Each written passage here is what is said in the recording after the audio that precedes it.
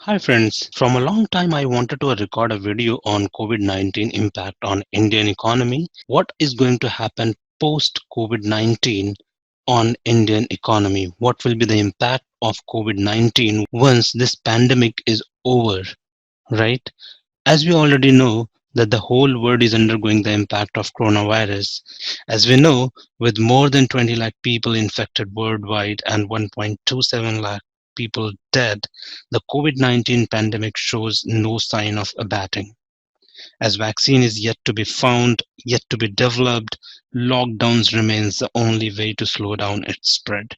However, the lockdown are also pushing major economies to the brink, not only in India, but many big economies like US, UK, Spain, Germany, they have suffered very badly. And the International Monetary Fund has revised their global GDP estimates, something not seen since the Great Depression of 1930, which is happening right now. There have been few changes because of this COVID-19 across the world, as people have started thinking that India is a better place wherein business can be migrated to. Not only because India has managed the COVID-19 pandemic very well, whereas the count or the treatment and the control over this disease have been planned very well by the Indian government. Keeping all this situation in mind and the negative image which came out of this COVID-19 about China, major economies like Japan, US, and many other countries are thinking to move their manufacturing hub from China towards India.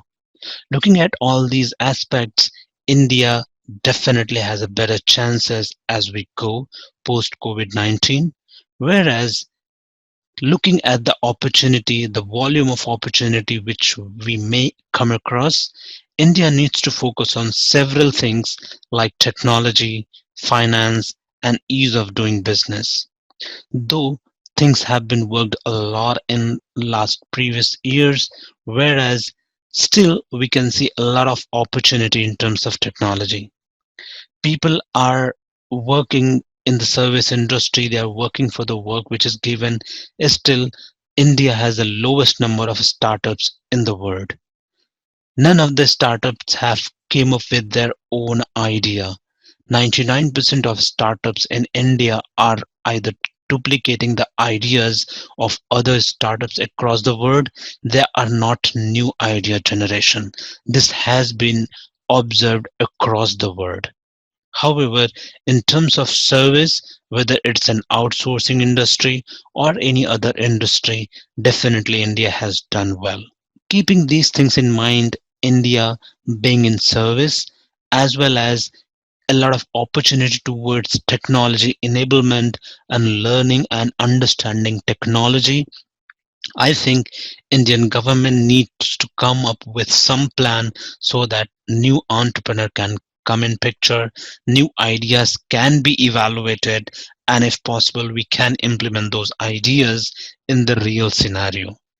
India, not only Bangalore or Mumbai or Delhi, Gurgaon, the whole India need to be a kind of hub for startups. New entrepreneurs are required who are ready to invest time, money, and dedication towards the idea what they come up with.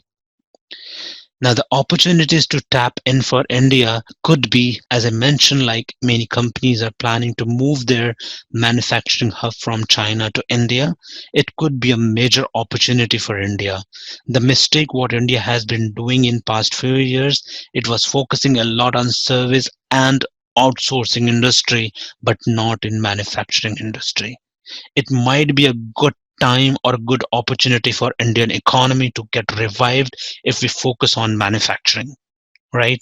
Outsourcing definitely being a key area wherein we can focus a little more in order to strengthen from the customer service or support system.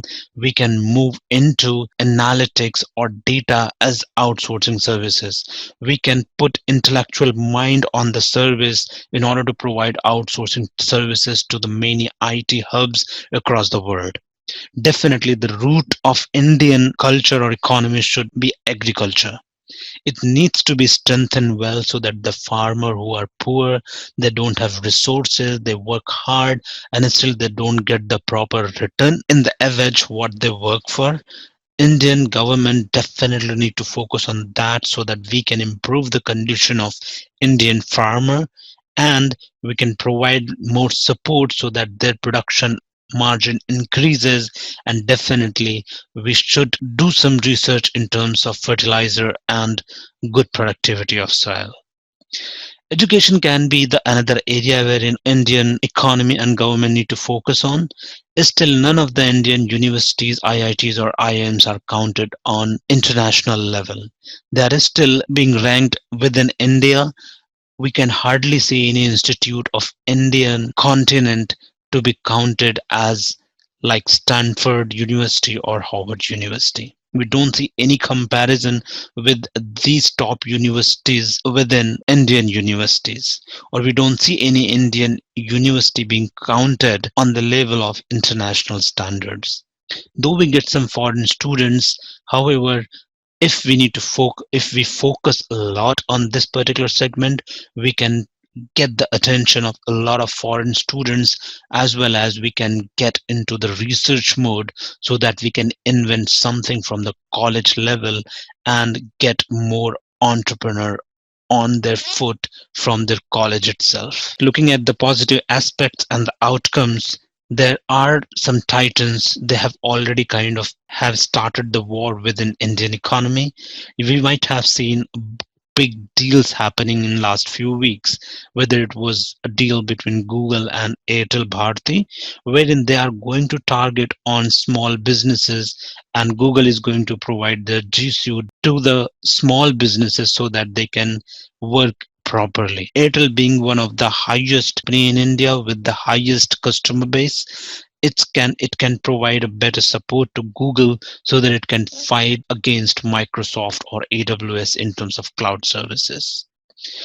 Whereas the another deal which has recently got executed between Facebook and Geo.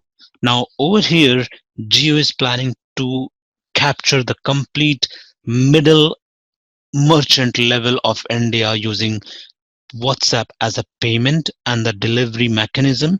Through WhatsApp, they are planning to do delivery as well as the payment modes so that they can do all the digital transactions in India.